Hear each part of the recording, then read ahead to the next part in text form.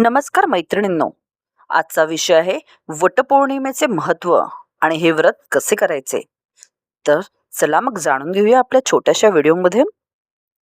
वटपौर्णिमा हा विवाहित महिलांसाठी अत्यंत महत्त्वाचा सण आहे. पतीला उत्तम आरोग्य आणि दीर्घायुष्य लाभावे, तसेच त्यांच्यावरती सर्व संकटे टाळावीत यासाठी महिला हा उपवास करतात.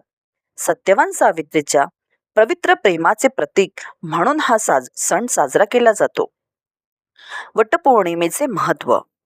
वटवृक्षांची मुळे जशी खोलवर आणि मजबूत असतात, तसे पती पत्नीचे नाते घट्ट व दीर्घकाळ टिकावे यासाठी ही प्रार्थना केली जाते.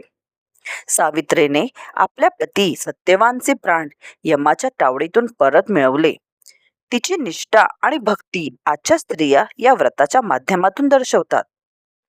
पर्यावरणाच्या दृष्टीने सुद्धा आपण वटवृक्षाची पूजा करून निसर्ग प्रकृती कृतज्ञता व्यक्त केली जाते.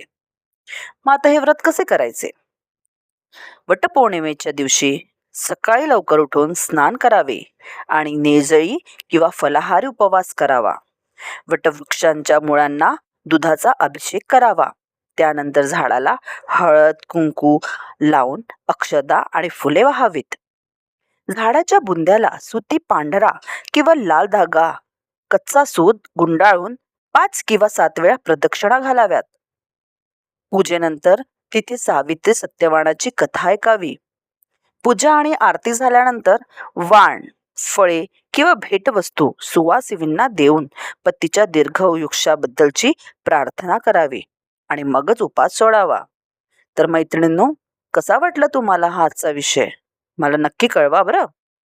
तर मग पुन्हा भेटूया पुढच्या एखाद्या विषयासोबत. तोपर्यंत राधे राधे.